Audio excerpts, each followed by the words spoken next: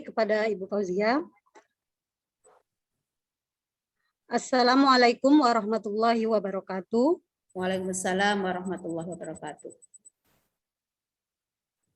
Alhamdulillah, alhamdulillahirabbil alamin. Nasta'in wala umurid dunya wa ala alihi washabihi ajma'in. Rabbi shrah li sadri wa yassir li amri wahlul 'uqdatam min lisani yafqahu qawli. Pertama-tama marilah kita panjatkan puja serta puji syukur kita kehadirat Allah Subhanahu wa taala, yang mana atas nikmat dari Allah lah kita bisa diberi kesempatan untuk hadir di dalam acara ini walaupun tidak bisa bertatap muka secara langsung. Salawat serta salam kita haturkan kepada junjungan kita Nabi Muhammad SAW yang telah memberikan kita tauladan agar kita selamat dunia dan akhirat. Tidak lupa kami ucapkan terima kasih kepada ibu-ibu pimpinan, baik dari pimpinan ranting, pimpinan cabang, maupun pimpinan daerah Aisyah, juga beserta amal usaha Aisyah, yang sudah meluangkan waktunya bisa hadir di dalam acara rutin pengajian pimpinan daerah Aisyah Kota Malang. Baiklah, pada hari ini kita akan mengadakan pengajian rutin. Adapun susunan acaranya, yang pertama yaitu pembukaan, yang kedua pembacaan ayat-ayat suci Al-Quran, yang ketiga sambutan dari Ketua PDA Kota Malang, yang keempat materi pengajian, yang kelima launching aplikasi, yang keenam tanya jawab, dan terakhir penutup. Untuk membuka acara inilah marilah kita membaca basmalah, syahadat, serta ikrar bersama-sama. Bismillahirrahmanirrahim. Asyhadu an la ilaha Asyhadu an la ilaha illallah wa asyhadu anna Muhammadan abduhu wa rasuluh.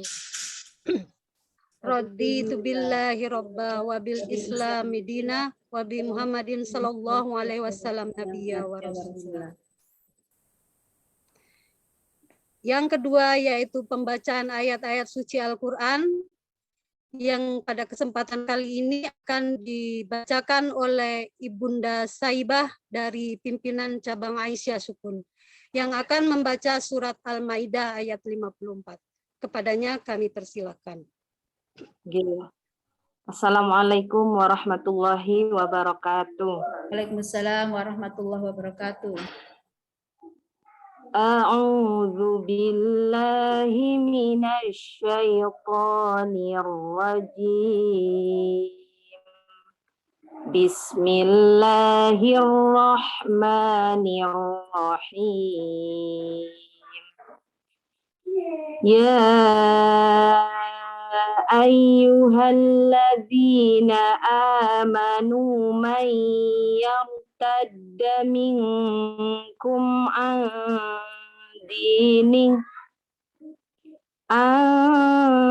dinihi fasawfa ya'tillahu biqaumin yuhibbuhum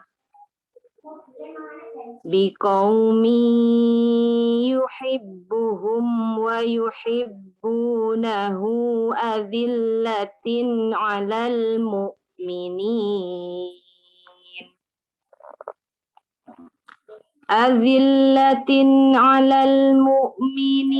a'izzatin 'alal kafirin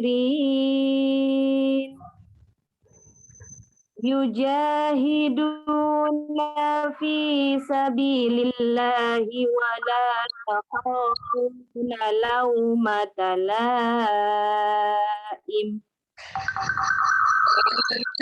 fadlullahi yu'tihi man yasha wallahu wasi'un alim. Shadaqallahul azim. Aku berlindung kepada Allah dari godaan syaitan yang terkutuk dengan menyebut nama Allah yang Maha Pengasih lagi Maha Penyayang. Terjemah surah Al-Maidah ayat 54. Wahai orang-orang yang beriman, barang siapa di antara kamu yang murtad dari agamanya, maka kelak Allah akan mendatangkan suatu kaum yang Allah mencintai mereka dan mereka pun mencintai Allah, dan bersikap lemah lembut terhadap orang-orang yang beriman, tetapi bersikap tegas terhadap orang-orang kafir, dan yang berjihad di jalan Allah, dan yang takut kepada celaan orang-orang yang mencela. Itulah karunia Allah yang diberikannya kepada siapa yang Dia kehendaki, dan Allah Maha luas pemberiannya, lagi Maha mengetahui. Terima kasih. Assalamualaikum warahmatullahi wabarakatuh. Waalaikumsalam warahmatullahi wabarakatuh. Terima kasih kepada Ibu Saibah yang telah membacakan ayat-ayat suci Al-Quran. Semoga setelah mendengarkan ayat-ayat suci Al-Quran tadi, bertambahlah ketakwaan kita. Amin ya Rabbal Alamin. Selanjutnya yaitu sambutan Ketua Pimpinan Daerah Kota yang akan disampaikan oleh Ibunda Dr. Anda Hajah Sri Herawi. Kepada Ibunda kami persilakan. Karena kita dibatasi oleh waktu, Ibu, kita beri waktu 15 menit ya, Bu. Ya, 2 menit enggak apa-apa. 2 menit. Enggak. Oh, 15 kepanjangan. Bismillahirrahmanirrahim. Assalamualaikum warahmatullahi wabarakatuh. Waalaikumsalam warahmatullahi wabarakatuh. Waalaikumsalam warahmatullahi wabarakatuh. Alhamdulillahirabbil alamin wa bihi nasta'inu ala umuri dunya waddin. Asyhadu an la ilaha illallah wahdahu la syarikalah wa asyhadu anna Muhammadan abduhu wa rasuluhu la nabiyya ba'dah. Rabbi israhli sadri wa yassirli amri wahlul 'uqdatam min lisani yafqahu qawli.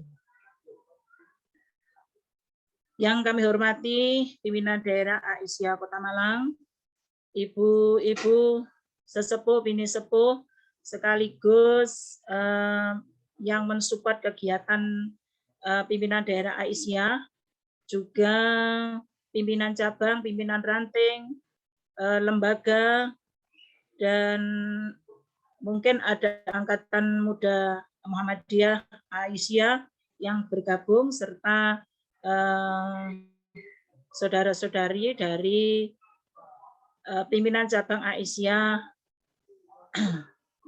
UMM yang saat ini di Fakultas Hukum melakukan salah satu nanti launching itu adalah Madu Hukum yang sudah diikuti oleh beberapa cabang dan ranting.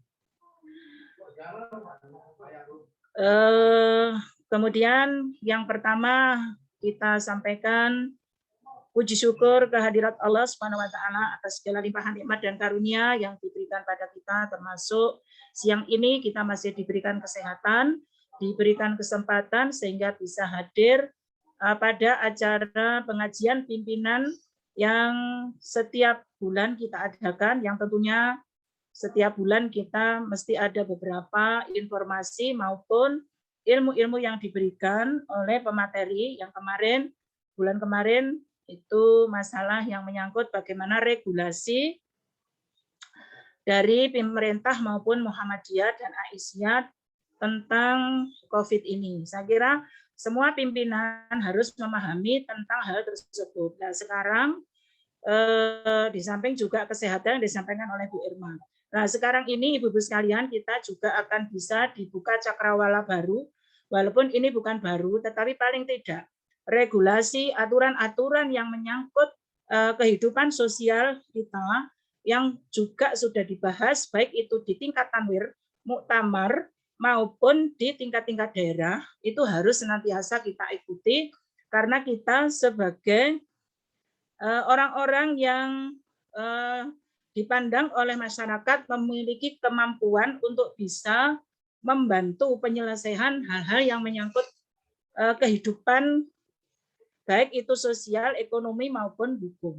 Nah, inilah Aisyah dimanapun berada akan tetap menjadi pionir di dalam hal bagaimana menyelesaikan masalah-masalah kemasyarakatan ini dengan bersama-sama dengan komponen bangsa yang lain. Nah, maka dari itu, kalau di sini nanti ada materi dari Bukom itu tinjauan secara yuridis dan sosiologis tentang perkawinan dini, ini sebetulnya kan sudah lama. Tapi apakah kita mengetahui perkembangan-perkembangan yang dilakukan baik oleh pemerintah maupun oleh Muhammadiyah. Jadi sejak muktamar, baik itu di Makassar, kemudian sebelumnya itu ada Tanwir 2017 Aisyah, itu sudah dibahas banyak bagaimana tentang perkawinan ini dan kemudian kita sosialisasikan. Tetapi karena kita itu sifatnya lupa, sering lupa, maka kita akan mengulangi ini. Nah, ini sebenarnya juga sudah direspon secara masif oleh pimpinan daerah Aisyah mulai tahun 2005 dengan munculnya lembaga yang namanya KKS, Klinik Keluarga Sakinah. Nah, maka dari itu, kalau nanti mungkin pembahasan yang disampaikan Bukom mungkin tentang Undang-Undang Perkawinan nomor 1 tahun 74, kemudian berkembang lagi di ada yang terbaru nomor berapa Bukom? 2020 itu ya. 2019, Undang-Undang nomor 16 tahun 2019. Nah, itu bagaimana usia perkawinan itu? Nah, sekarang banyak sebelum usia yang ditentukan 16 dan 19, 16 untuk perempuan, 19 untuk laki-laki, itu tapi masih ada yang merosot ya di masyarakat ini dengan berbagai faktor kenapa perkawinan dini ini muncul ya karena faktornya banyak. Ya, seperti kalau ada faktor-faktor itu misalnya pendidikan orang tua, kemudian ada sosial ekonomi, kemudian ada faktor keluarga, ada kebudayaan yang memang kalau anaknya sudah balik tidak segera dilamar orang itu juga menjadi sebuah sesuatu yang harus segera diselesaikan ya. Saya juga termasuk tahun 78 itu hampir saja dinikahkan oleh mbah saya, kalau enggak gitu ya sudah. Nah, ini dulu karena perjanjian antar keluarga. Nah, di sini.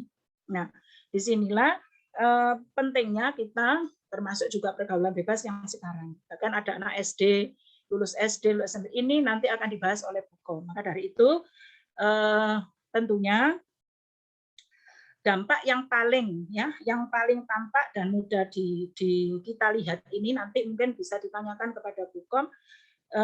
Ini adalah yang mudah kita ketahui akan terjadi perkawinan anak ini ya karena seperti pendidikan putusnya sekolah sehingga tidak terjadi wajar 12 tahun kan begitu karena putus sekolah terkait dengan kesehatan reproduksi. Nah ini mereka juga tidak paham tentang itu. Maka di ekonomi juga begitu akan berdampak pada faktor ekonomi karena tidak bekerja masih sekolah sehingga serabutan ya yang tentunya mungkin itu di samping rawan stunting ya kan begitu. Nah stunting ini sekarang bukan saja milik orang yang tidak mampu, orang mampu pun banyak yang stunting karena salah di dalam memberikan nutrisi kepada putra-putrinya. Nah, disinilah ibu-ibu sekalian kita diberikan nanti wawasan oleh Bukom untuk bisa menjadi ujung tombak kita ya Aisyah itu terutama di ranting maupun di cabang sebagai tempat untuk bisa memberikan solusi kepada masyarakat apa dampak dari perkawinan dini ini. Ya, jadi perkawinan dini ini mungkin nanti diartikan sendiri oleh Bukom, tetapi paling tidak pimpinan daerah Aisyah sangat mendukung untuk pemberian materi ini karena memang ini adalah termasuk program KKS di mana sekarang ada aturan. Ini masih digodok mungkin di dalam undang-undang, tapi sudah dijalankan oleh beberapa departemen atau beberapa kemenag yang bekerjasama dengan kita yang tentunya sebelum menikah ada 3 bulan untuk melakukan kuliah pranikah. Ini penting karena itu merupakan salah satu solusi untuk bisa mencegah Salah satunya adalah pernikahan dini dan sesuai dengan aspek sosiologis dan yuridis yang nanti akan disebutkan oleh atau dijelaskan oleh hukum. Terima kasih semuanya. Tentunya ada beberapa hal yang perlu kami sampaikan. Saya sebagai pimpinan daerah Aisyah dan juga teman-teman dari PDA, ini satu pesan kami tentang aksimu yang sudah dilakukan oleh Muhammadiyah, maka mohon nanti cabang bisa berkoordinasi dengan MKS untuk bisa melakukan upaya-upaya karena dampak dari COVID ini walaupun sudah selesai, dampaknya juga semakin panjang, baik dari segi ekonomi, sosial, terutama di bidang ekonomi. Ini yang sosial dan sebagainya. Ini nanti perlu sering koordinasi dan juga beberapa hal yang perlu dipahami oleh cabang dan ranting karena koordinasi dengan Muhammadiyah itu merupakan hal yang penting sekali. Saya kira itu, terima kasih sekali. Mohon maaf, Mbak Afrida, sudah 10 menit ya. Masih ada waktu kok Bu kalau mau nambah. Ya, ini tak cepet-cepet ngomongnya biar enggak terlalu panjang. Jadi itu aksimu, mohon untuk didukung gerakan-gerakan. Ini karena akan kembali lagi, jadi gerakan 2000-an, 5.000-an biar enggak berat ibu-ibu, maka ini perlu kita lakukan supaya masyarakat di sekitar kita bisa merasakan manfaat. Jadi Aisyah itu tidak kemana-mana, tapi ada di mana-mana. Saya kira itu tentunya banyak hal yang kurang berkenan. Saya mohon maaf. Akhirul kalam. Wassalamualaikum warahmatullahi wabarakatuh. Waalaikumsalam warahmatullahi wabarakatuh. Terima kasih kepada Ibunda Dr. Anda Hajah Sri Herawati. Dilanjutkan dengan acara selanjutnya yaitu materi pengajian pimpinan yang kali ini mengambil tema tinjauan yuridis sosiologis perkawinan dini yang akan disampaikan oleh Ibunda Hajah Komariah SHM Hum. Kepada Ibunda Komariah kami persilakan.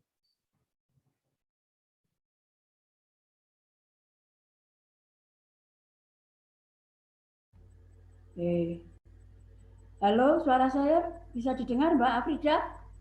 Bisa Bu, kedengaran. Ibu-ibu peserta pengajian semua, pertama yang saya rasakan, saya itu kangen bertatap muka, pengajian rame-rame, kruyuk-kruyuk neng masjid, seperti dulu. Kangen banget. Ini sudah berapa tahun enggak kruyuk-kruyuk, kumpul-kumpul di masjid banyak orang. Mbak Afrida saja saya kira udah berapa tahun saya enggak ketemu. Iya. Oke, ibu-ibu semua. Assalamualaikum warahmatullahi wabarakatuh. Waalaikumsalam warahmatullahi wabarakatuh. Alhamdulillah wasyukurillah wassalatu wassalamu ala rasulillah wa ala alihi washabihi wa mawala la haula wala quwata illa billah. Amma ba'du. Materi pengajian ini adalah tinjauan yuridis sosiologis perkawinan dini. Saya kira tadi materinya itu sudah banyak disampaikan oleh Ibu Ketua kita. Aku telah menyampaikan apa, ayo. Tadi sudah disampaikan banyak itu, gitu. Ya, jadi itu. Tapi tidak apa-apalah. Ya. Mengenai istilah, apakah yang benar perkawinan dini atau pernikahan dini? Semuanya benar. Kalau undang-undangnya itu adalah perkawinan. Undang-undang perkawinan, bukan undang-undang pernikahan. Akan tetapi, setelah di KUA melakukan pernikahan, akad nikah, itu dapatnya bukan akte perkawinan, tapi akte nikah. Jadi semuanya itu benar, yaitu mengenai istilah. Nah, sekarang apa yang disebut dengan perkawinan atau pernikahan dini? Perkawinan atau pernikahan dini tentu saja perkawinan atau pernikahan yang dilakukan dilakukan sebelum mencapai batas umur yang ditentukan oleh undang-undang. Nah, sekarang bagaimana batasan umur yang ditentukan oleh undang-undang? Kalau batasan umur dewasa tidak dewasa, saya kira itu banyak aturan yang mengatur dewasa atau tidak, belum dewasa. Misalnya kalau dalam Islam, akil balik. Kalau perempuan sudah menstruasi. Kalau laki-laki sudah pernah mimpi. Mimpi apa? Mimpi basah. Loh, itu disebut akil balik. Ya. Kemudian kalau di dalam Undang-Undang Nomor 1 Tahun 74 yang disebut dewasa atau anak-anak atau dewasa itu ukurannya pukul rata. Semua apakah itu dalam perkara pidana, perdata atau perkara tata usaha negara itu 18 tahun. Semuanya 18 tahun. Jadi kalau belum 18 tahun kurang 1 hari itu belum dewasa, masih termasuk pengertian anak. Nah, kalau anak belum 18 tahun tidak boleh melakukan tindakan hukum apapun. Misalnya anak ini umur 17 tahun, 11 bulan, 29 hari. Belum boleh melakukan tindakan hukum. Kalau melakukan tindak pidana, nggak boleh diadili ke pengadilan dulu sebelum diversi. Diselesaikan di luar pengadilan. Diversi namanya. Itu menurut Undang-Undang Sistem Peradilan Anak. Nggak boleh diadili. Nah, ini kadang-kadang yang menyebabkan anak berani banget melakukan tindak pidana, apakah pembunuhan atau apa, karena bisa diselesaikan secara diversi lebih dulu. Kalau tidak berhasil, baru diadili di pengadilan. Ini dalam bidang hukum pidana. Dalam bidang hukum perdata, anak yang belum dewasa 18 tahun juga nggak boleh melakukan tindakan hukum perdata. Kalau melakukan terpaksa harus diwakili. Siapa wakilnya? Orang tua atau wali. Gitu. Ini dalam hukum seperti itu. Nah, sekarang bagaimana dengan batas usia kawin sehingga tidak terjadi perkawinan atau pernikahan dini? Umur berapa? Batas usia kawin itu melebihi dari batas usia dewasa secara umum. Karena apa? Kalau menurut Undang-Undang Nomor 1 Tahun 74 tadi dikatakan oleh Ibu kita Hera, yaitu perempuan 16 tahun, laki-laki 19 tahun. Tapi saat ini sudah dirubah undang-undang itu dengan Undang-Undang Nomor 16 Tahun 2019, di mana umur perkawinan boleh melakukan perkawinan kalau semuanya baik laki-laki maupun perempuan itu sama umurnya, yaitu 19 tahun. 19 tahun ini menurut Undang-Undang Nomor 16 Tahun 2019.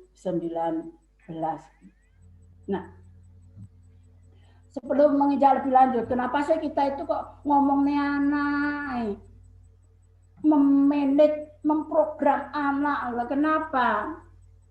Ya kalau bisa yang pertama, kalau memang itu anaknya itu banyak di Malang, yang menjadi materi besok, supaya ya mengintili, mengintili siapa? Mengintili ibunya untuk menjadi kader Aisyah, nanti jadi kan gitu, mengintili kan gitu. Besok materi apa namanya,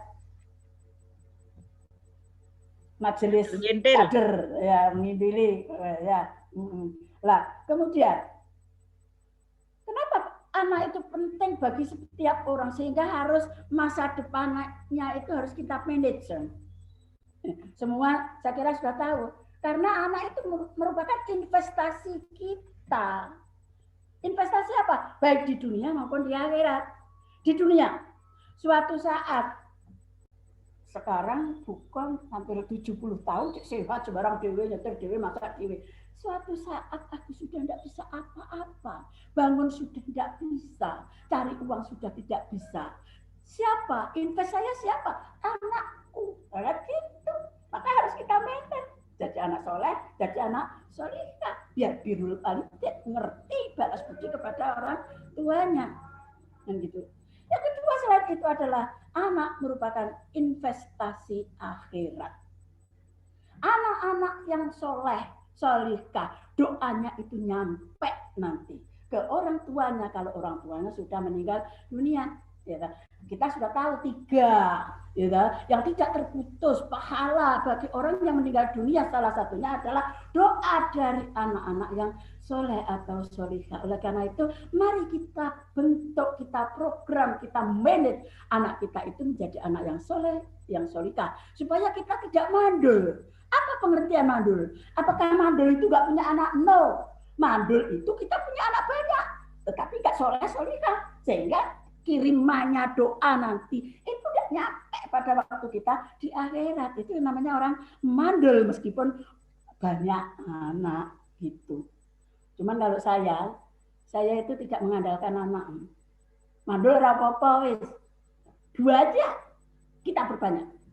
Ilmu yang bermanfaat dan amal jariah itu. Apa-apa yang satu sana, tapi tetap saya program supaya anak ini soleh solehah nanti itu dapat tambahan pahala kalau saya sudah meninggal dunia. Itulah pentingnya anak. Itu. Nah, kemudian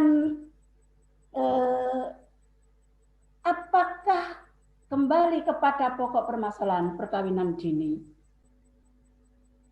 Apakah bisa disimpangi? Laki-laki 19 tahun, perempuan 19 tahun. Bisa, ibu-ibu. Dengan cara apa? Kalau pernikahan belum mencapai batas umur 19 dan itu terpaksa dilakukan, itu dengan mengajukan permohonan dispensasi kawin. Saya kira kalau ibu-ibu di Kota Malang itu tidak suka mengawinkan anaknya yang pada usia dini sebelum memenuhi umur 19. Mudah-mudahan tidak bisa. Tapi kan kita punya saudara di perdesaan, mungkin masih, nanti ada contoh-contoh gitu ya, di kota juga masih belum sadar kan gitu. Sehingga kadang-kadang terpaksa si anak ini dikawinkan dengan melakukan permohonan dispensasi kawin ke pengadilan agama bagi yang beragama Islam, ke pengadilan negeri bagi yang beragama non-Islam. Nah, sekarang alasan-alasan kenapa terjadi dispensasi kawin. Kenapa terjadi permohonan di pengadilan ini? Hasil penelitian dari mahasiswa-mahasiswa yang saya bimbing skripsi. Saya suruh telitinan di pengadilan. Apa? Dispensasi kawin karena yang pertama belum mencapai umur 19 tahun, tapi sudah hamil duluan. Itu pasti dikabulkan oleh hakim. Supaya apa? Supaya anak ini lahir punya bapak. Jadi dispensasi kawin karena sudah hamil di luar nikah, belum berumur 19 tahun. Apa ada? Oh, banyak ibu-ibu semuanya. Hati-hati sekarang dengan gadget. Enggak, HP, internet, YouTube bagi anak-anak SD atau SMP, SMA bisa merubah teknologi dewi, gitu. SMP terutama, SD yang sudah kira-kira ngerti, tolong YouTube, internet yang memuat pornografi itu diset untuk apa jenis itu supaya nggak bisa dilihat, diset dihilangkan. Kalau cucu saya yang di Jakarta gitu oleh ayahnya nggak boleh dilihat, ini disetnya kan kayak gitu. Karena apa? Kalau kita lupa, anak-anak itu yang sudah SMP, sudah SMA, sukanya lihatnya itu saja. Ya kan? Jadi pornografi seperti itu. Sehingga jangan heran kalau setelah melihat pornografi seperti itu, anak-anak itu melakukan hubungan seksual di luar nikah. Yang paling menyesakkan hati kalau kita baca berita, anak laki-laki umur 15 tahun setelah dia itu melihat pornografi, nafsunya bangkit, lalu yang diajak hubungan seksual itu kakaknya sendiri dan sampai hamil. Sing tak herani kakaknya yo gelem mati juga rupanya. Lah nek gak gelem kaploki ya kok. Oh, anak adik kok kurang ajar. 15 tahun menghamili kakaknya. Dan banyak seperti itu anak-anak itu yang hamil di luar nikah belum berumur itu karena nafsunya itu timbul setelah melihat pornografi. Oleh karena itu hati-hati SMP, SMA diset selalu. Kalau memang nggak bisa diset yang SMA, dia bisa otak-atik teknologi sendiri. Selalu diawasi. Orang tua wajib mengawasi, jangan lihat pornografi karena dampaknya sangat jelek itu. Ya. Jadi seperti itu kenapa terjadi hamil di luar nikah? Yaitu tadi karena sering melihat tontonan pornografi di gadget itu tadi, internet atau YouTube seperti itu. Banyak sekali. Untung-untung itu cuma dibiarkan aja, minta dikawinkan. Lah banyak yang dibunuh sekarang. Coba kalau lihat berita, pembunuhan dilakukan oleh laki-laki. Ini baik sudah dewasa, belum dewasa, terhadap wanita yang hamil. Karena apa? Dihamili. Karena nggak mau dimintai pertanggungjawaban untuk diminta nikah, nggak mau bunuh perempuannya. Banyak seperti itu. Pembunuhan ternyata sudah hamil. Dimintai pertanggungjawaban tidak mau. Hati-hati. Kita nggak berkehendak seperti itu. Tapi kan dia lolos untuk melakukan seperti itu. Makanya harus hati-hati. Dan gitu. Kita sebagai orang tua jangan sampai kita itu membiarkan anak kita itu untuk menyaksikan pornografi seperti itu. Yang kedua, dispensasi kawin. Kenapa ada? Alasannya apa menurut hasil penelitian? Sudah lama pacaran, orang tuanya khawatir kalau terjadi sesuatu. Sudah lama pacaran.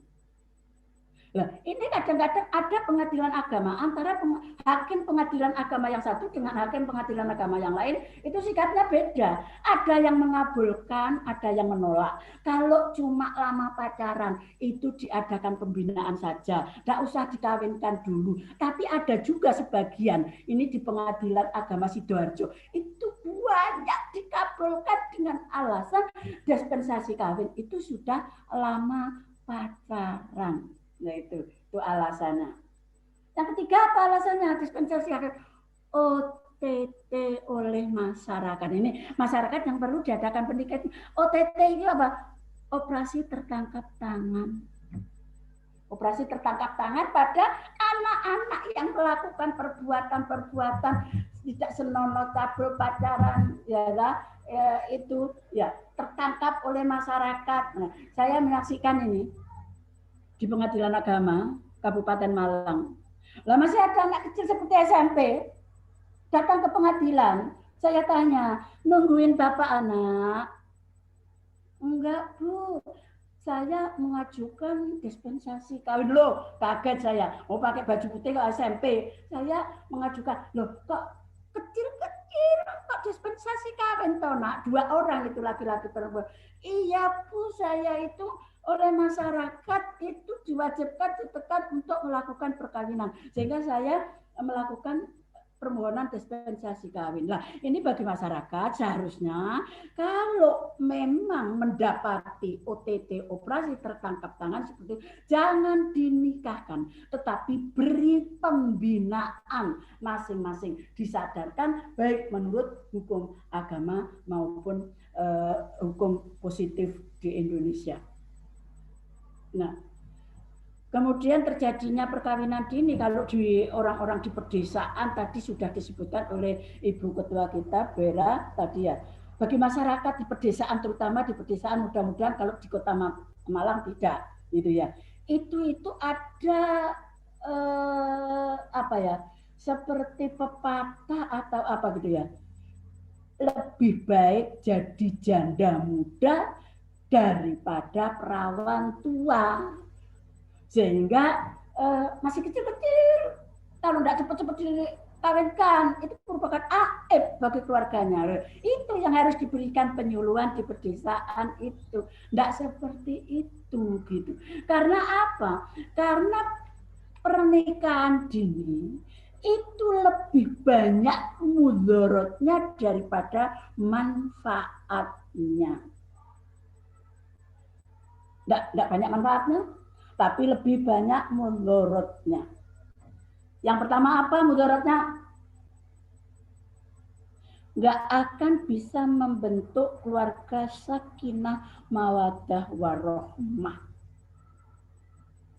Menurut Undang-Undang Nomor 1 Tahun 74 Pasal 1, KHI Pasal 2, kita simpulkan bahwa tujuan perkawinan itu kekal, bahagia, samawa, gitu ya. Samawa, sakinah, mawaddah, warahmah. Apa ngerti dia itu? Pemahaman samawa itu apa orang ngerti bagaimana cara membentuk keluarga supaya keluarga kita samawa. Unsur-unsur apa? Enggak ngerti. Ya, sehingga tidak samawa. Keluarga muda itu enggak samawa. Wong di KUA itu ojo meneh kok usia perkawinan usia dini. Perkawinan yang dewasa itu KUA itu tanya, apa kewajiban suami? Apa kewajiban istri? Gak ngerti. Ini sudah dewasa lah apa meneh sing dini, gak ngerti kecuali mereka sudah ikut kuliah pranikah pimpinan daerah Aisyah Kota Malang. Saya kira kalau ikut, saya kira akan oke Pak, menurut hukum positif atau hukum agama. Kewajiban suami adalah ini, kewajiban istri adalah ini. Menurut hukum positif Pak, menurut hukum agama kan, oh bisa semua kalau itu sudah ikut kuliah pranikah. Sebenarnya sekarang KUA kalau akan mengawinkan orang itu ada juga lah kuliah pranikah itu. Lah cuma pokok ngadak nih, pokoknya sudah memenuhi kewajiban imbauan dari Kemenak. Ya sudah, nggak mendalam. Sehingga ditanya yang nikah itu kalau belum mengikuti kuliah pranikah, apa kewajiban suami dalam keluarga? Apa kewajiban istri di dalam keluarga? Itu tidak tahu apa-apa. Seharusnya kan tahu.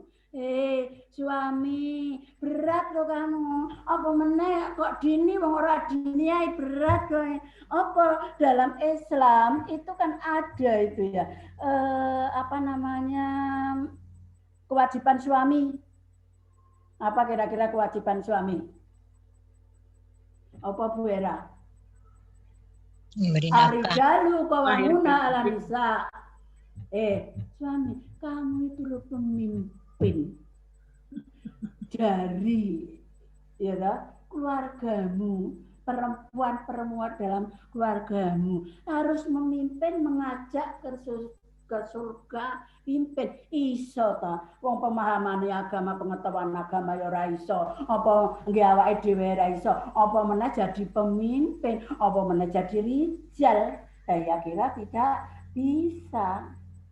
Kemudian juga ada ini kewajiban suami istri yang menurut Dalam agama itu penting sekali. Tapi kalau itu perkawinan dini, langsung kadang-kadang itu tidak hanya orang yang bodoh, orang pinter-pinter itu permasalahan suami dengan istri itu sudah diumumkan di dalam internet, ya kan? Sehingga tahu kita, suaminya iko ini, istrinya iko iki. Orang ngerti kewajibannya apa? Di dalam surat Al-Baqarah ayat 187, Huna libasul lakum wa antum libasul lahun. Kamu itu adalah baju bagi mereka dan mereka adalah baju bagi kamu. Namanya baju itu saling menutup rahasia. Ojo malah diumumnya di internet, di mana, diumumnya kemana-mana. Itu tidak bisa sebagai baju, ditutup. Itu aib itu ditutup. Lah kita kalau baca internet ini, saya ini kadang-kadang bosen, ya kadang-kadang itu ya aktivis. Aktivis apa? Aktivis nonton infotainment. Nggak bosen ya aktivis nonton infotainment. Ya, lihat-lihat internet para artis-artis itu. Gibah. Ya, merasani istrinya, merasani suaminya. Nah itu nggak boleh. Itu bertentangan dengan surat Al-Baqarah ayat 187. Apa ngerti kalau perkawinan dini itu hak dan kewajiban istri yang sangat urgen di dalam Islam. Suami sebagai pemimpin. Ya ayyuhalladzina amanu qu anfusakum wa ahlikum nar. Ajaklah kamu, keluargamu menjauhin dari neraka yang bahannya itu adalah ruang manusia, api. Itu kan nggak tahu dia itu. Nah, kemudian tadi dikatakan tidak bisa membentuk keluarga sakinah mawaddah warahmah. Seperti dikatakan Bu Era tadi. Keluarga sakinah mawaddah warahmah. Butuh bantuan loh. Iya, anak bagaimana? Halo. Ini katanya ditutup ya. Ya. Jadi Tolong Mas Angga itu ya. Nah. Dari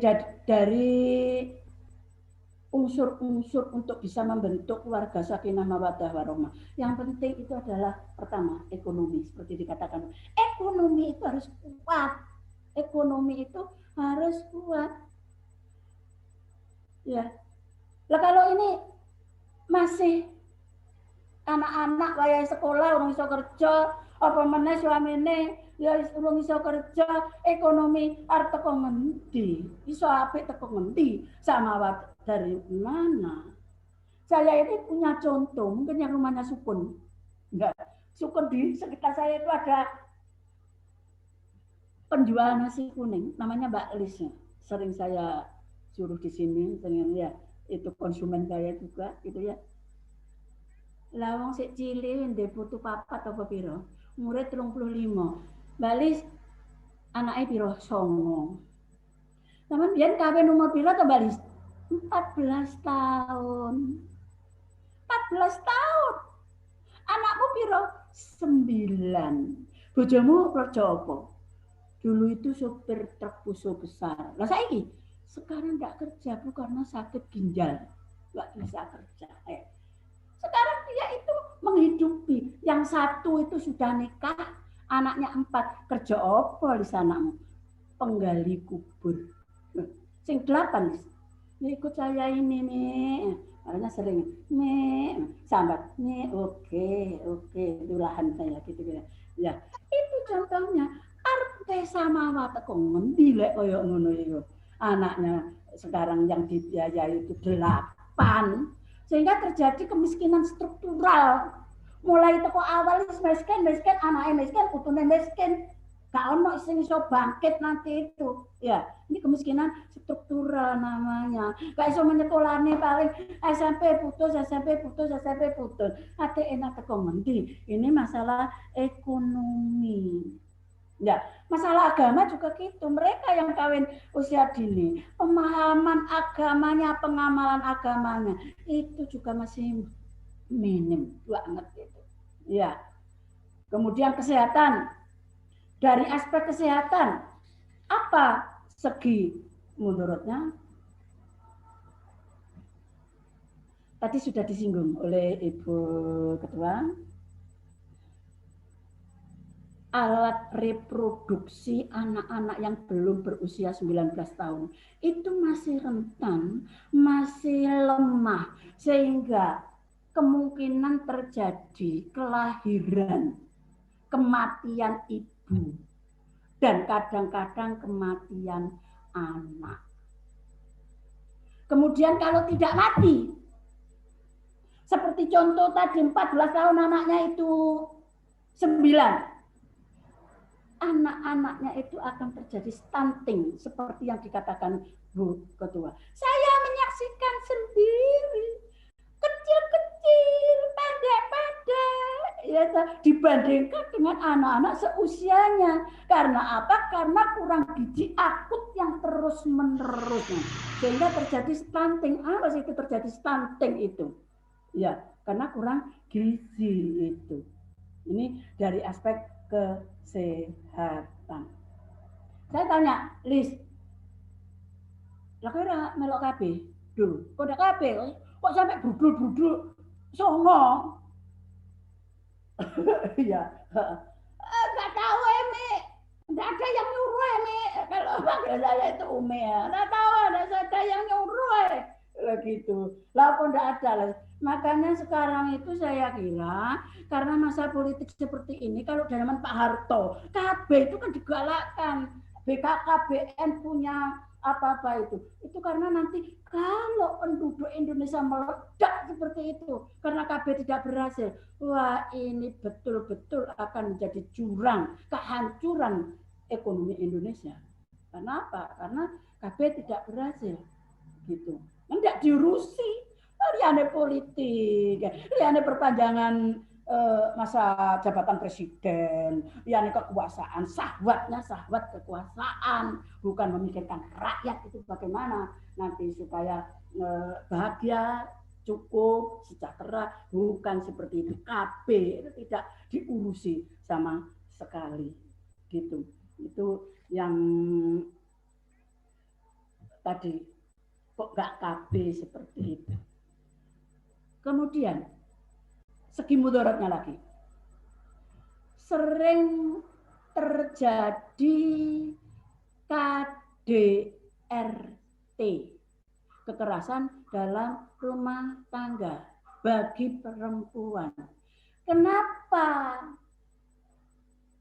Karena perempuan itu lemah, apalagi kalau suaminya sudah dewasa, perempuannya belum 19 tahun, goblok, sekolahnya goblok, agamanya goblok, ekonominya tidak cukup, wes yang suaminya liane gregetan kudu menganiaya istrinya, dan itu terjadi seperti itu. Kenapa? Salah satu KDRT itu adalah karena faktor ekonomi, gregetan seperti itu, gitu. Lah, kalau nikah itu sudah, kalau saya idealnya, saya dulu nikah umur masih kuliah 23 tahun gitu. Tapi lah golek suami sing iso wis mapan kan gitu ya. Ini saya kira umur 25 tahun sampai si istri itu bisa cari bantu ekonomi keluarga. Sebenarnya kalau menurut undang-undang yang memberikan kewajiban memberikan nafkah hadonah, keperluan rumah tangga, itu baik Islam maupun Undang-Undang Nomor 1 Tahun 74 itu adalah suami, bukan istri. Suami. Nah, tapi kalau suaminya itu kemudian pekerjaannya kayak bojone silis itu, terus silis itu sampai jualan nasi kuning, mulai ngubengi sak Malang sendirian, kadang-kadang Lis ya, itu pahala Lis. Kalau kamu itu kamu bawa ke rumah, itu pahalamu Lis. Ikhlas ya, ikhlas. Inggih mi kula ikhlas. Mbak berbes milih, inggih mi kula ikhlas. Ya. Jadi bagi seorang istri yang bisa membantu ekonomi keluarga, apa yang kita bawa untuk kepentingan keluarga, itulah sedekah. Tiap hari kalau sedekah, pahalanya ngumpul kan gitu ya. Karena kita kerja bisa membantu ekonomi keluarga. Itu kalau sudah 25 tahun atau apa sudah bisa kerja. Kemudian hasil penelitian. Perkawinan dini memberikan sumbangan yang sangat signifikan terhadap terjadinya perceraian. Sebab-sebab perceraian itu kan ya bermacam-macam. Tapi sebenarnya berapa yang dulu, ini penelitian juga mahasiswa saya gitu ya, yang cerai yang dulu nikahnya itu tidak memenuhi batasan umur, ya kalau dulu 16, 19 itu berapa? Sangat memberikan pengaruh yang signifikan terhadap terjadinya perceraian. Ya rame, akhirnya sengketa nggak bisa didamaikan. Sebenarnya itu alasannya itu adalah macam-macam sebenarnya. Jadi itu banyak mudorotnya. Kemudian kalau itu perkawinannya itu perkawinan dini seperti contoh saya list tadi 14 tahun, masa reproduksinya jadi panjang, anaknya jadi banyak, gitu. Itu mempengaruhi karena masa reproduksinya panjang, tidak KB, jadinya itu anaknya banyak, padahal ekonominya enggak mencukupi, sehingga sekali lagi akan terjadi kemiskinan secara struktural. Oleh karena itu ibu-ibu, kalau keluarga kita jangan sampai mengawinkan anak yang kurang, laki-laki 19, perempuan 19, kalau bisa lebih 20 lebih enggak apa-apa, biar mapan betul, jangan tergesa-gesa, jangan seperti pepatah orang desa, lebih baik jadi janda muda daripada perawan tua. Jangan seperti itu. Ya, nikahkan kalau mereka dari aspek umur, ekonomi itu sudah siap untuk nikah, mapan untuk nikah, silahkan, gitu. Ya, oleh karena itu setiap untuk anak-anak kita itu kan setiap sholat, habis sholat, nggak lupa mendoakan anak-anak kita. Ya, seperti yang ini memiliki makna yang sangat dalam. Terakhir sholat jangan lupakan satu doa, selipkan ini, dan ini saya kira anggota PDA Kota Malang semua sudah melakukan itu. Apa? Seperti yang di firman Allah di dalam surat Al-Furqan ayat 74. Rabbana hablana min azwajina wa dzurriyyatina qurrata a'yun waj'alna lil muttaqina imama. Ya Allah, anugerahkan saya ya Allah. Pasangan-pasangan saya. Lek suami pasangan-pasangan, lek istri lah oleh pasangan-pasangan dia. Suami saya, ya gitu. Suami saya gitu ya. Ya, dan keturunan saya itu menjadi orang-orang yang qurrata a'yun, menyenangkan hati, penyenang hati ya Allah. Yang bagaimana jadi anak soleh solihah yang taat kepadamu ya Allah, tunduk patuh taat kepadamu dan juga taat kepada orang tua dan menjadi anak yang birrul walidain ya Allah. Nanti ini intinya kan gitu, qurrata a'yun, menyenangkan hati itu. Ya, ekonominya juga kuat ya Allah, beri pekerjaan yang lancar ya Allah, ya Roza, beri rezeki yang luas, skala mudah, penuh berkah ya Allah, untuk ibadahnya ya Allah, ya Roza. Ya, kan seperti itu doa kita, ya kan? Kemudian dan jadikanlah kalau bisa ya Allah, ya enggak usah kalau bisa, jadikanlah dia nanti anak-anak saya, suami saya itu adalah menjadi imam dari orang-orang yang takwa. Menjadi orang yang takwa itu aja sudah alhamdulillah wa syukur. Takwa toh. Lah ini doa kita menjadi imamnya orang yang takwa. Masya Allah. Menjadi imam orang yang takwa itu. Jangan lupa doa ini. Sebenarnya doa-doa untuk anak itu banyak banget firman Allah di dalam Al-Quran. Tapi nanti kalau kebanyakan doa-doa kita untuk anak, yang lain-lain doanya itu banyak kan? Kita kalau habis sholat itu doanya doa ini, doa ini, doa itu sampai itu hampir 1/4 jam itu kan dongo kebaikan. Salah satunya adalah surat Al-Furqan ayat 74, kita dianugerahi pasangan kita, keturunan kita menjadi qurrata a'yun, yaitu penyenang hati saya. Oke, ini jamnya sudah hampir saya kira dibuka pertanyaan. Mbak siapa itu? Kalau mungkin ada pertanyaan, kalau enggak alhamdulillah nanti dilanjutkan Mbak Putri. Mbak siapa tadi sing Frida, Bu. Baiklah. Ya, Bang, baiklah. Sudah. Saya kira cukup dari saya seperti itu gitu. Mungkin ada pertanyaan, dipersilahkan. Nanti akan disambung oleh Mbak Putri. Launching Maduhukum. Oke. Sekian Ibu-ibu. Nasrul minallah, wafatun qarib, wabasyirul mu'minin. Assalamualaikum warahmatullahi wabarakatuh. Kalau ada pertanyaan, monggo. Saya tanya Bu. Nggih. Begini, kembali ke Mbak Frida dulu. Iya. Bu Fauzia, ini tanya jawabnya langsung apa nanti setelah yang begini, launching dulu. Setelah itu nanti baru tanya jawab, nggih Bu Kom? Nggih. Ya. Monggo Mbak, seperti yang sesuai dengan rundown acaranya.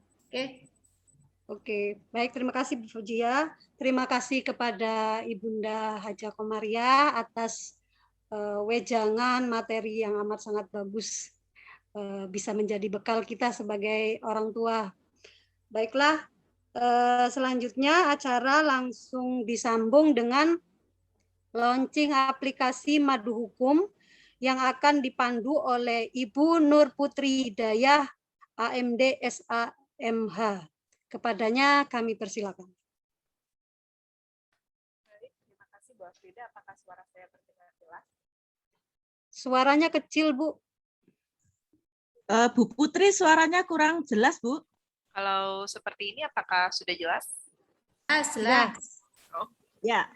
Minta dideketin di mulut ternyata. Baik. Alhamdulillahirrahmanirrahim. Wa bihi nasta'in ala umuri dunya waddin. Assalatu wassalamu ala asrofil anbiya wal mursalin wa ala alihi washabihi ajmain. Amma ba'du. Yang terhormat Ibu Dr. Anda Hajah Sri Herawati, Ketua PDA Kota Malang.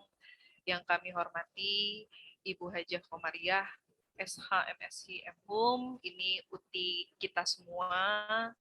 Kemudian yang saya hormati dan saya banggakan juga ibu-ibu dari ranting, dari cabang maupun daerah Aisyah Kota Malang. Dan di sini ibu-ibu mohon izin juga ada mahasiswa PMM saya, mahasiswa karena kebetulan tim mereka ini nggak ada mahasiswinya, jadi saya sebut mahasiswa.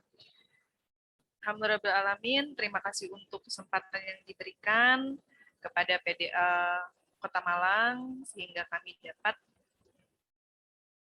melakukan sosialisasi perihal aplikasi Maduhukum yang sudah dibuat. Sebenarnya Maduhukum ini ibu-ibu bukanlah aplikasi yang baru. Sebenarnya sudah ada dari tahun 2019 yang merupakan hasil dari penelitian. Penelitiannya juga sudah terpublikasi di jurnal Hukum No Healthy. Ini saya izin share screen, G. Ini madu hukum. Madu hukum itu singkatan dari masyarakat peduli hukum. Kami waktu menyusun aplikasi ini mencari nama yang terpikir ini kalau madu hukum ini seru ya, masyarakat peduli hukum. Diadaptasi dari kegiatan PKK sebuah desa. Di situ mereka punya kegiatan namanya Madu Pria, masyarakat peduli perempuan, ibu dan anak. Nah, itu saya kemudian mencoba juga karena madu kok kayaknya enak didengar, karena manis. Nah, madu hukum ini ibu-ibu, kenapa awal terbentuknya madu hukum ini karena waktu itu saya melihat semakin tingginya tren atau angka perceraian yang terjadi hampir di seluruh pengadilan agama di Indonesia, tuh trennya pasti naik. Dan itu mengalahkan perkara-perkara lain.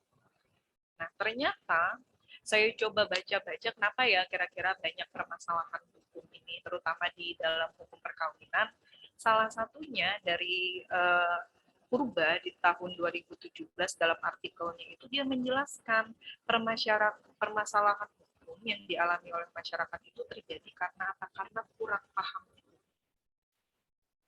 Nah, al contrario, sebaliknya, kalau kita mencoba berpikir sebaliknya, maka permasalahan hukum dapat diminimalisasi ketika masyarakat itu literasinya hukumnya tinggi.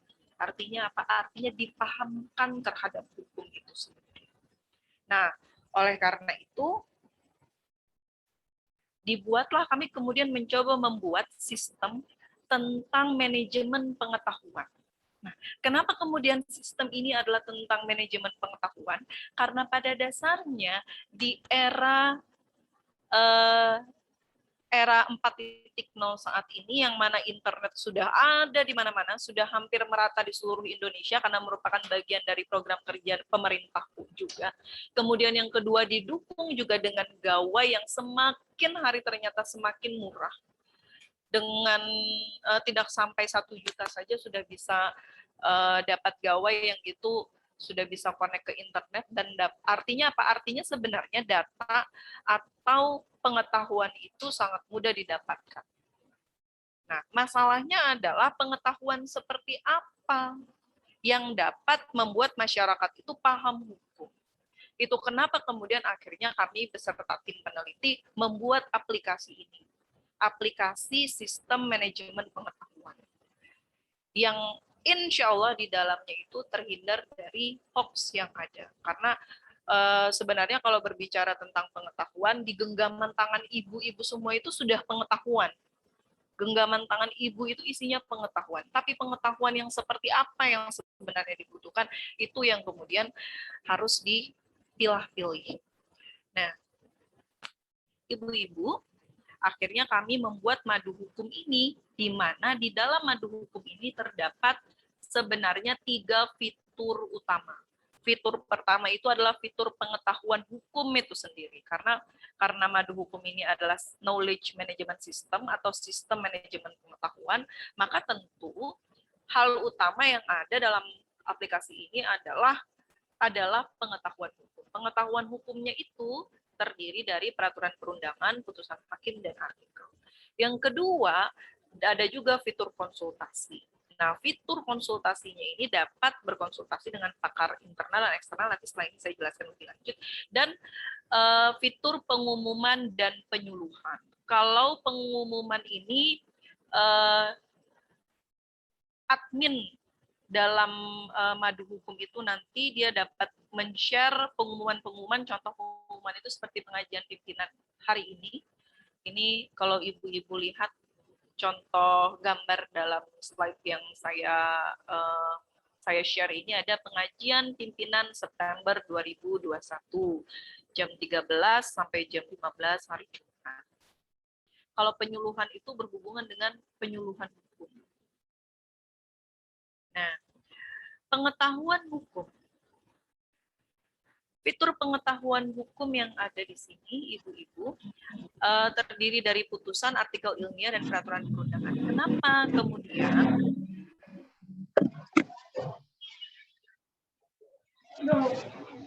sebentar. Bu Eni, saya izin mute ya. Mohon maaf. Pengetahuan ini kenapa kemudian dipilih putusan pengadilan, artikel ilmiah, dan peraturan perundangan untuk menghindari hoax. Gitu. Sehingga kami tidak memasukkan pendapat-pendapat yang itu belum tentu kemudian dapat dipertanggungjawabkan secara ilmiah, teori dan konsep yang diuraikan tulisan-tulisan tersebut.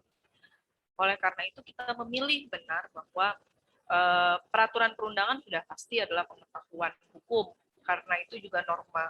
Kemudian putusan pengadilan. Kenapa putusan pengadilan? Karena di dalam putusan pengadilan itu banyak contoh-contoh kasus yang bisa dipelajari oleh orang-orang yang sedang mencari keadilan, sedang mencari solusi untuk permasalahan hukumnya.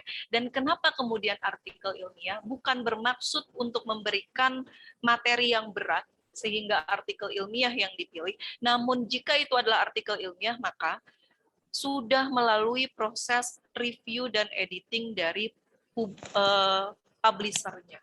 Sehingga apa? Sehingga isinya dapat dipertanggungjawabkan. Seperti itu, Ibu-ibu. Kemudian ada konsultasi hukum. Nah, konsultasi hukum, sebelum saya menjelaskan konsultasi hukum ini, karakteristik dari aplikasi Madu Hukum ini dibandingkan aplikasi yang lain adalah berbasis komunitas. Jadi, yang bisa bergabung di Madu Hukum ini sebenarnya adalah komunitas-komunitas. Eksklusif ya Bu, berarti nggak inklusif. Iya, saya akui memang aplikasi ini sedikit eksklusif. Karena apa? Karena kalau Anda belum tergabung dalam komunitas, Anda tidak bisa menikmati fitur-fitur yang ada di dalam aplikasi. Nah, di sini kemudian di dalam kenapa berbasis komunitas? Karena pada dasarnya yang saya pahami, permasalahan itu identik. Permasalahan seseorang itu kadang berhubungan erat dengan komunitas yang dia sedang ikuti, sehingga diharapkan dengan basis komunitas yang ada, permasalahan hukum dapat diselesaikan dengan lebih efektif. Nah, konsultan yang ada yang disiapkan dalam Madu Hukum ini, di fitur konsultasi ini adalah konsultan internal dan eksternal. Konsultan internal itu adalah konsultan yang berasal dari komunitas itu sendiri. Kalau kemarin itu yang join sebagai konsultan untuk saat ini di komunitas PDA Kota Malang adalah Mbak Ayunda. Mudah-mudahan semoga yang lain dapat bergabung segera dan menjadi pakar. Istilahnya kita menyebut katanya pakar. Sedangkan kalau eksternal itu adalah pakar-pakar hukum yang disiapkan langsung oleh Madu Hukum. Siapa saja itu? Ada akademisi, ibu-ibu juga ada praktisi yang kemudian menyediakan, mengikhlaskan dirinya untuk bergabung dan tidak dibayar. Jadi mereka memberikan konsultasi ini gratis, ibu-ibu berkonsultasi tidak dipungut biaya apapun. Nah, ibu-ibu kalau melihat di sini, di gambar yang saya berikan ini adalah contoh konsultasi yang ada. Nah, yang harus dipahami dan saya juga pahami adalah ketika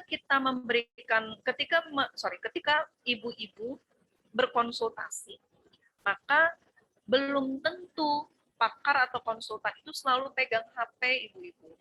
Kita pahami, kita sendiri punya banyak aktivitas sehingga bisa jadi tidak cepat membalas.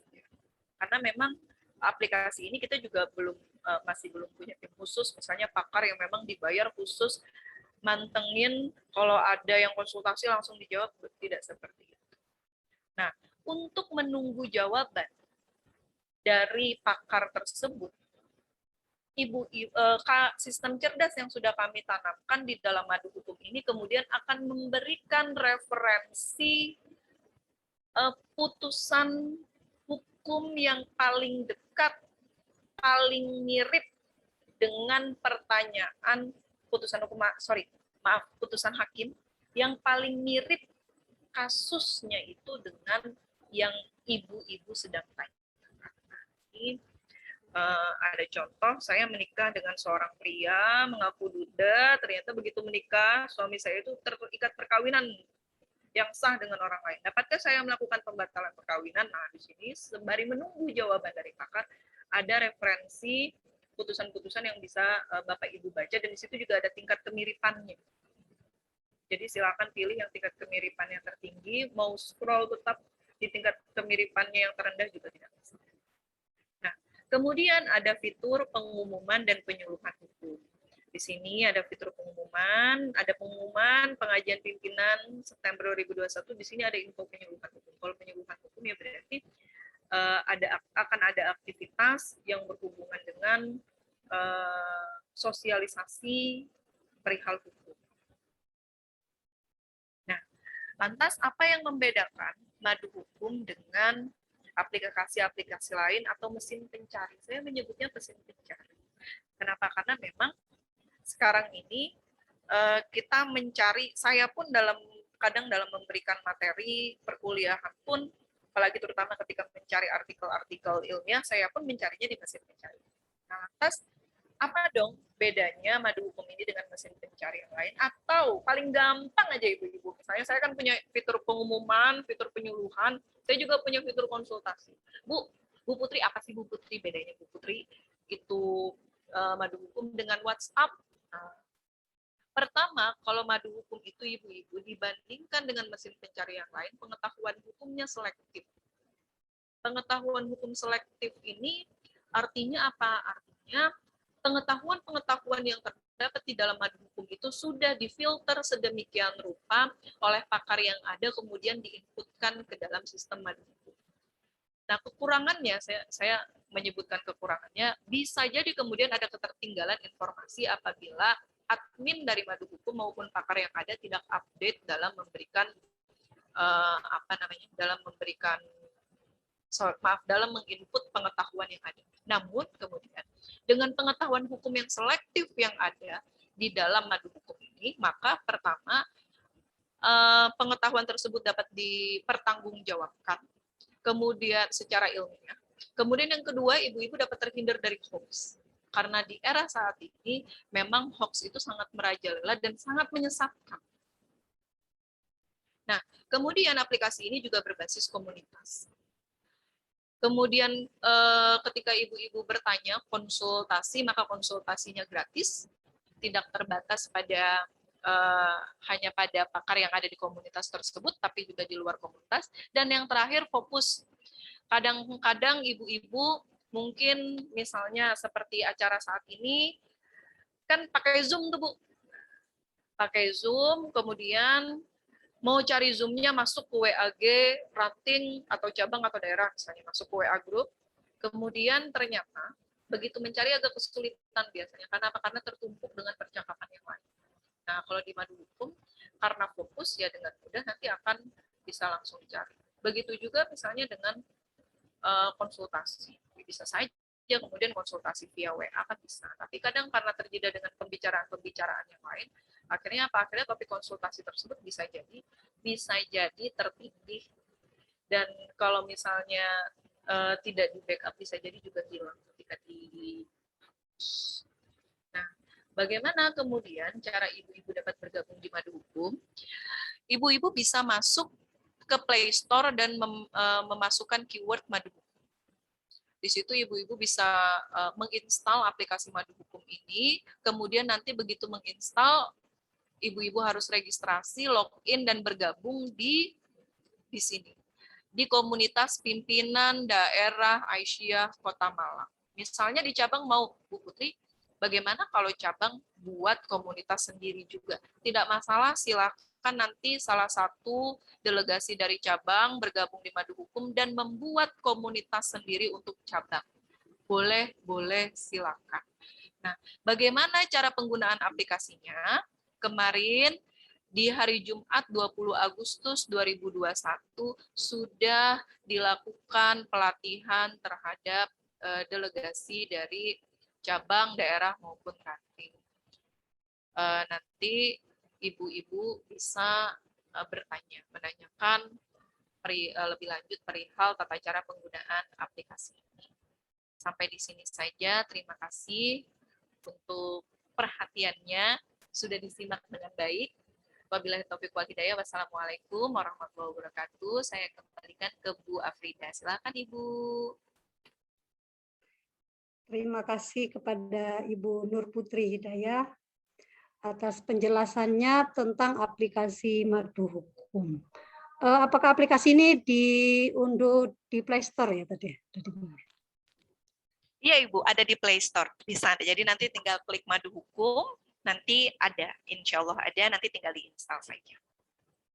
Baik, terima kasih. Semoga informasi ini bisa kita manfaatkan sebaik-baiknya. Baiklah, untuk selanjutnya yaitu tanya jawab. Mungkin saya bacakan atau langsung bertanya. Yang di chat masih banyak, Mbak. Mungkin di chat dulu disampaikan. Baru nyusul gitu. Yang ya, di chat sudah banyak. Oh ya, Ibu-ibu, saya sampaikan juga bahwa untuk Madu Hukum ini tanggal 20 itu masing-masing cabang sudah ada perwakilan yang mengikuti pelatihan. Insya Allah nanti kalau ada kesulitan, Ibu-ibu bisa langsung menghubungi utusan yang kemarin mengikuti pelatihan. Terima kasih. Ya Bunda, terima kasih. Baiklah, saya akan bacakan pertanyaan. Yang pertama dari PCA Sukun, dari Ibu Eni, bertanya kepada Ibu Kom, untuk perkawinan itu yang baik sudah cukup umur atau dewasa serta mapan ekonomi. Bagaimana kalau umur memenuhi tetapi mapannya belum? Apa siokianya jangan menikah dulu ya Bu? Tapi sampai kapan? Bagaimana yang menjadi patokan itu adalah calon pengantin itu siap fisik dan spiritualnya. Lalu yang kedua dari Ibunda kita Bu Hera yang menanyakan kepada Bu Komaria juga, bagaimana pendapat Bu Kom terhadap isu yang sedang marak tentang child free marriage atau orang yang menikah tetapi tidak berkeinginan memiliki keturunan. Itu pertanyaannya dua, mungkin Bu Kom bisa langsung menjawabnya.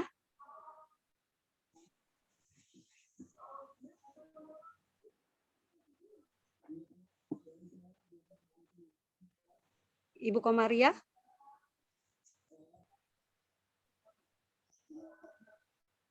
Halo, dari Bu Eni, ya. Kalau umurnya sudah cukup dan ekonominya belum cukup, bagaimana? Kan gitu. Apa terus sudah nikah? Sampai kapan? Gitu ya. Itu ada firman Allah.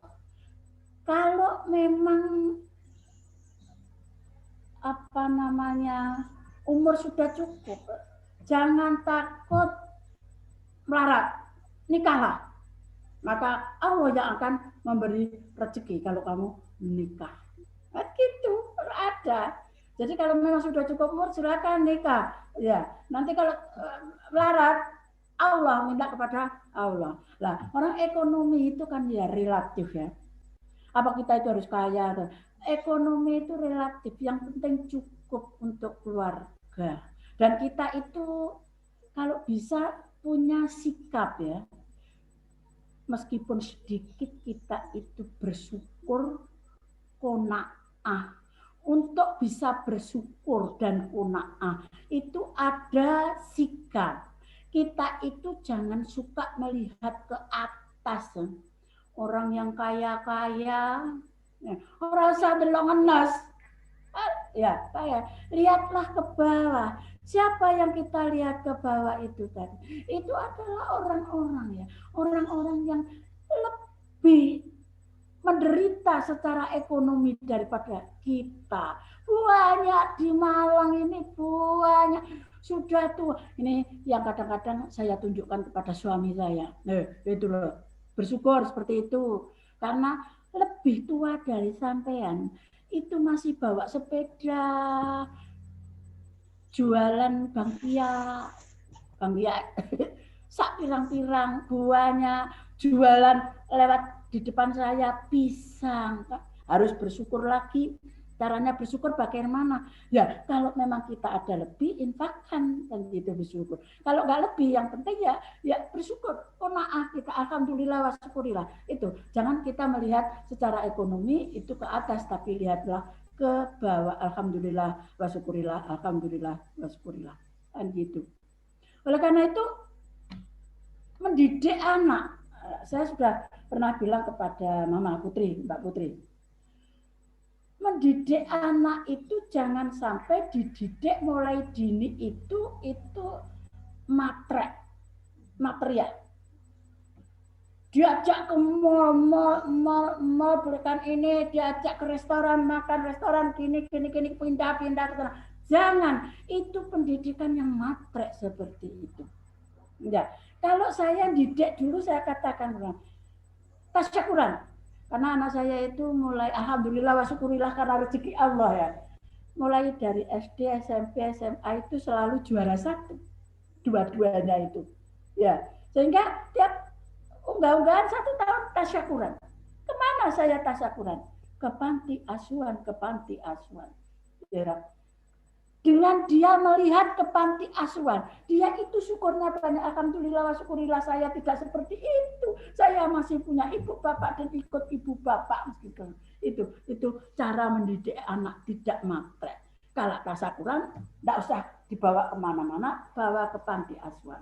Saya bawa ke panti tunanetra di Sukun lagi itu supaya tahu alhamdulillah wa syukurillah aku diberi penglihatan oleh Allah Subhanahu wa taala daripada dia. Sehingga karena syukurnya besar, dia menjadi orang sangat sederhana, tidak matre. Kalau dia punya penghasilan lebih banyak juga infaknya kepada orang lain. Itu didikan kita seperti itu.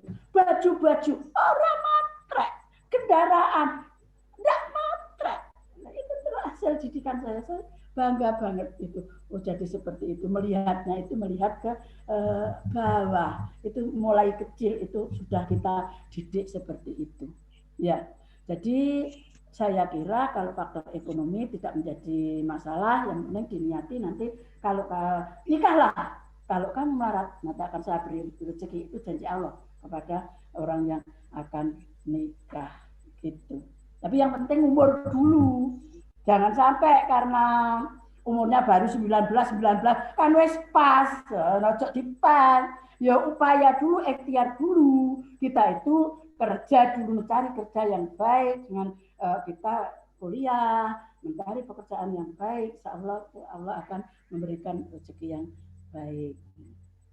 Kemudian pertanyaan dari Ibu Ketua, sekarang ada tren tidak ingin punya anak, itu salah banget menurut saya, karena tidak mengerti fungsi anak itu opsi apa. Yang pertama, kalau kita berhasil mendidik anak soleh solihah, itu doanya itu selalu mengalir, dia ngerti dia itu fungsi anak itu apa. Ya, investasi akhirat dan investasi di dunia. Masalahnya kalau aku kan bisa bayar orang, nggak ya orang sih dibayar benar, terus dipateni, ya ada. Pemelihara orang tua itu kan ada yang membunuh majikannya, ada, kan beda ya dengan anak sendiri. Meskipun anak itu kemudian memanggil orang untuk merawat saya karena dia kerja sibuk, tapi kan selalu dalam pengawasan kan gitu. Jadi anak itu menurut saya itu betapa pentingnya, karena itu investasi dunia dan investasi akhirat itu yang paling penting gitu. Sehingga kalau hidup itu kita itu ya mikir nentonya, patok dulu apa tujuan hidupmu? Katanya Allah, kalau kamu tujuan hidupmu dunia tak kasih, tapi akhirat nol. Tapi kalau tujuan hidupmu itulah akhirat, dunia tak kasih, akhirat juga tak kasih. Itu dijanji Allah seperti itu. Jadi menurut saya Vera salah besar gitu. Gak ngerti ilmu agama orang-orang yang punya program, gak punya anak gitu. Oke, saya kira itu Mbak Ida. Terima Oke. kasih Bu Komaria atas jawabannya yang singkat, padat. Selanjutnya dari Ibu Uswatul Hamidah, mungkin ini untuk Bu Nur Putri. Bagaimana caranya untuk menjadi komunitas? Maksudnya tadi yang ada hubungannya Komunitas dengan madu hukum. komunitas madu hukum.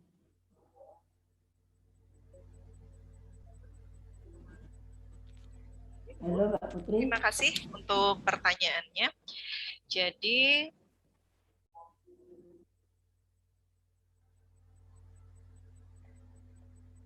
sebentar Ibu-ibu, saya bukakan aplikasinya dulu. Di sini Ibu-ibu, yang paling pertama yang harus dilakukan itu tentu adalah menginstal aplikasinya. Nah, kemudian setelah aplikasinya diinstal, ini sudah saya share screen-nya sudah terlihat ya Mbak Frida ya? Mbak Frida ya? Cuman Ya. kecil-kecil ya, Ma. Besar mah nggak bisa dah itu satu HP itu dibesarkan nggak bisa dah, Ma. Bisa Uti, sebentar. Saya bikin 70%. Tapi masih kecil-kecil ya. Karena ini dibikin dibuat dalam slide PPT dan tampilannya memang kecil seperti ini. Setelah diinstal, kemudian registrasi, nanti saya akan berikan manualnya ibu-ibu semua. Sebelumnya sudah saya berikan, tapi nanti akan saya berikan lagi. Nanti saya akan upload di kolom chat. Nah, intinya begini ibu-ibu. Pertama setelah ibu-ibu melakukan install aplikasi, kemudian tentu registrasi. Registrasi itu kan artinya pendaftaran. Mendaftarkan diri, mengisi nama, kemudian nanti di situ ada isian NIK. Nah, ini yang saya mau beritahu ibu-ibu semua, NIK ini sifatnya opsional saja. Sebenarnya NIK ini dibutuhkan untuk admin komunitas itu memastikan bahwa Anda adalah bagian dari komunitasnya. Tetapi kalau Anda tidak berkenan untuk men-share NIK Anda, silahkan masukkan 16 digit angka sembarang saja. Misalnya 123, 123, 123 sampai 16 kali silahkan. Nah, kemudian setelah registrasi, baru masuk ke aplikasi tersebut, nanti ingat-ingat ibu-ibu pada bagian beranda nanti akan ada empat pada bagian bawah itu akan ada beranda, notifikasi, profil, dan komunikasi. Konsultasi. Pada bagian beranda ini akan ada pilihan. Saya perbesar lagi saja karena sepertinya tidak terlihat. Akan ada pilihan ikut dalam. Saya tanya. Oke. Apakah percabang itu ada satu orang yang sudah ahli dituntun? Sampun. Jadi percabang bisa minta kepada anggota yang sudah bisa. Saya kira gitu. Kan ada harusnya bisa Uti. Harusnya. Ya Uti. Betul. Yang sudah ahli, sudah bisa gitu ya. Masuk sebagai anggota madu hukum sudah bisa. Nah, itu yang menularkan kepada anggota-anggota di cabang itu. Siap, Ampun, insya Allah kemarin itu di PDA itu ada 12 anggota yang sudah bergabung di komunitas. Iya. Saya boleh lanjutkan sebentar, Uti? Silakan. Terima kasih Uti. Nah, jadi nanti ibu-ibu akan ada dua pilihan sebenarnya. Pilihan yang pertama adalah ikut komunitas, yang kedua adalah buat komunitas baru. Nah, saya besarkan lagi saja biar lebih besar. Nah, kalau ibu-ibu di cabang misalnya mau membuat, maka buatlah komunitas baru. Atau kalau misalnya mau tergabung di PDA, maka ikut komunitas. Nanti akan keluar komunitas-komunitas, silakan pilih di situ. Salah satunya ada pilihan daerah Asia. Bagaimana kemudian yang lebih konkretnya, sudah kemarin tanggal 20 kami juga sudah memberikan manual. Ini apa yang saya tampilkan di sini, manual atau penggunaannya sampun diberikan. Tapi ini nanti saya berikan juga di kolom chat. Terima kasih, semoga bisa membantu.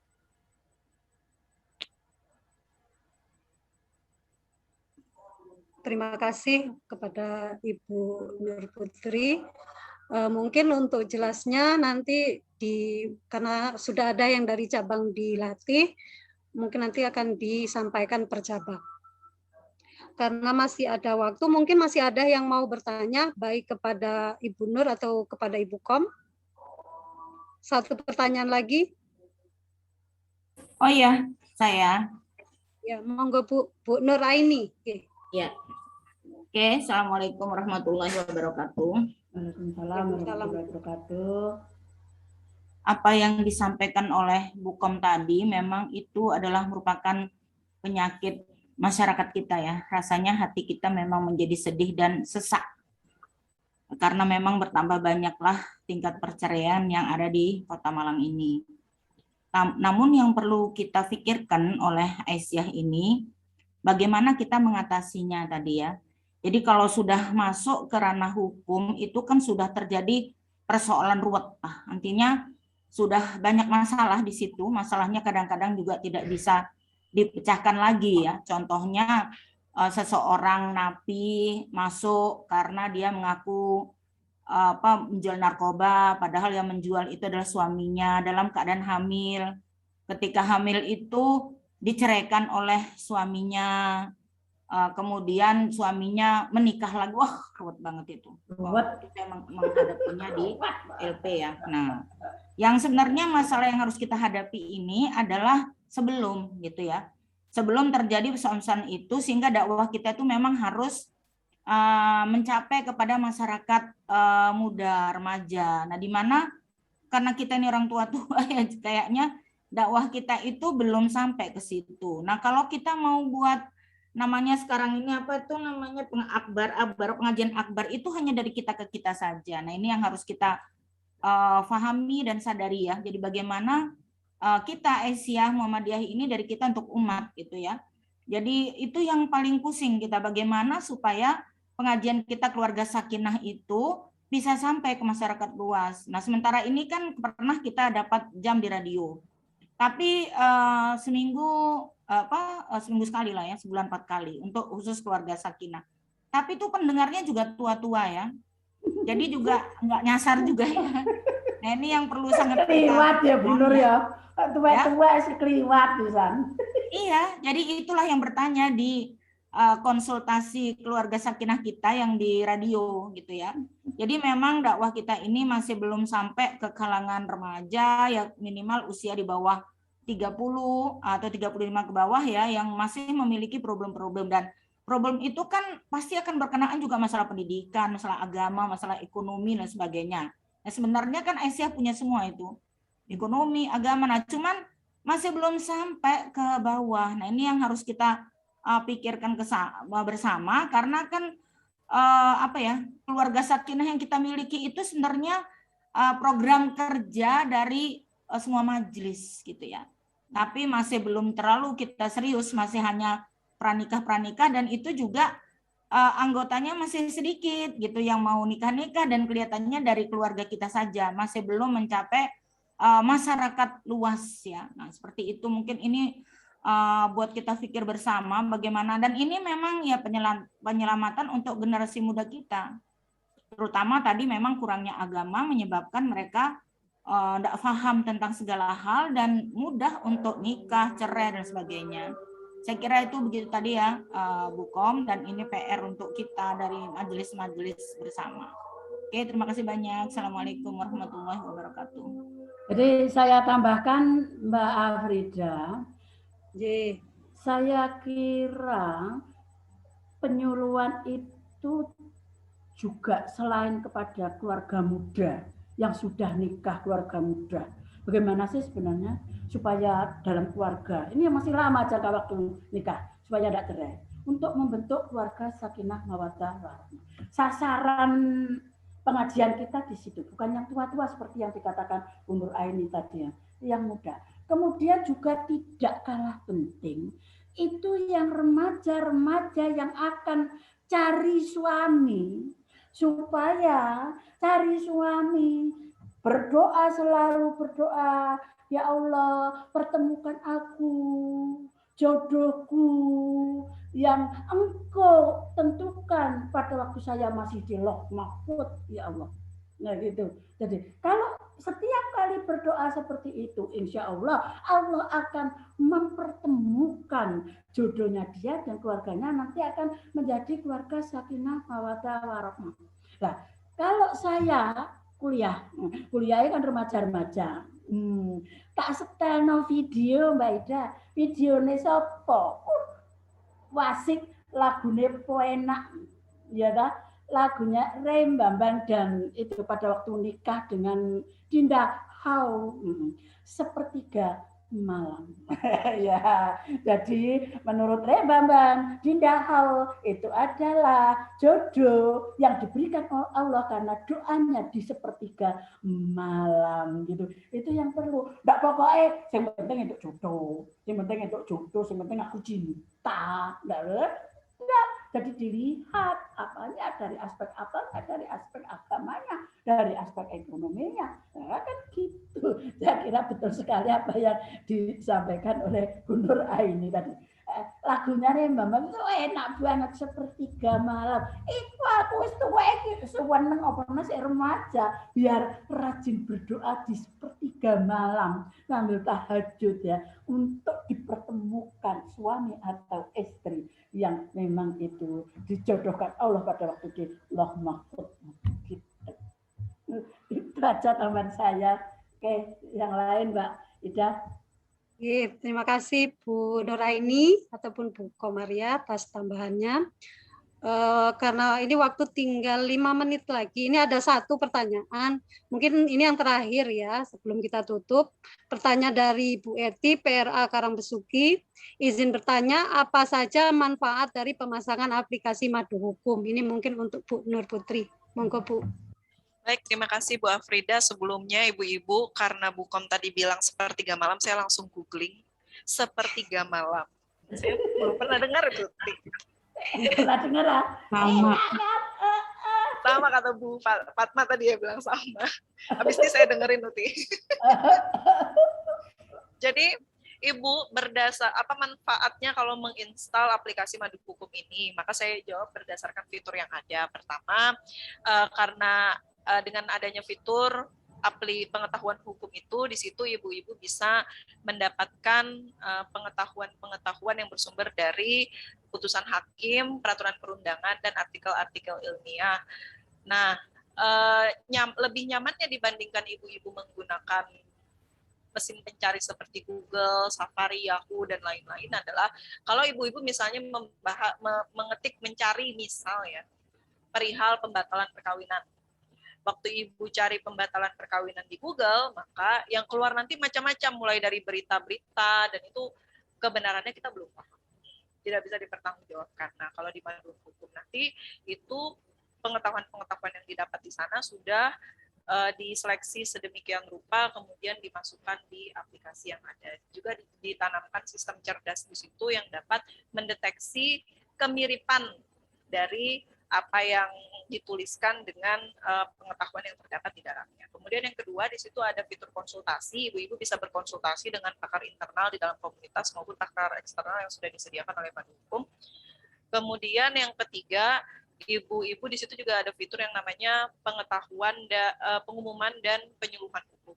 Jadi tidak perlu repot lagi nanti dan tidak perlu khawatir lagi scroll kalau di WA grup kan nanti dicari mana ya di scroll, soalnya tertindih dengan pembicaraan yang lain. Nah, kalau di situ karena fokus, kalau pengumuman ya fokus pengumuman kegiatan-kegiatan yang ada saja, maka begitu membuka lebih cepat untuk mencari pengumuman apa yang ter-up to date yang sedang diberikan oleh oleh admin komunitas. Untuk pengumuman itu, ibu-ibu nggak bisa mengisi. Yang mengisi itu hanya admin komunitasnya saja, sehingga lebih terfilter. Terima kasih, Ibu. Itu saja, semoga nggak nyampe 5 menit, Alhamdulillah. Alhamdulillah, terima kasih Bu Nur. Alhamdulillah, tepat 2 menit sebelum acara waktunya habis meetingnya, acara pada hari ini sudah selesai semua. Jadi yang terakhir yaitu acara penutup. Sebelum kita tutup acara ini, kami ucapkan terima kasih yang sebanyak-banyaknya baik kepada pemateri yang sudah memberikan ilmunya, yang insya Allah bisa sangat bermanfaat bagi kita. Juga kepada ibu-ibu yang sudah berpartisipasi pada pengajian kali ini. Saya sebagai pembawa acara mohon maaf jika ada kekurangan-kekurangan. Marilah kita tutup acara pengajian kali ini dengan membaca hamdalah, surat Al-Asr, dan doa penutup majelis. Alhamdulillahirrahmanirrahim. Bismillahirrahmanirrahim. Wal asri innal insana lafi khusrin illa alladzina amanu wa amilus solihati wa tawassaw bil haqq wa tawassaw bis sabr. Subhanakallahumma wa bihamdika asyhadu an la ilaha illa anta astaghfiruka wa atubu ilaih. Assalamualaikum warahmatullahi wabarakatuh. Waalaikumsalam Waalaikumsalam warahmatullahi warahmatullahi wabarakatuh. wabarakatuh.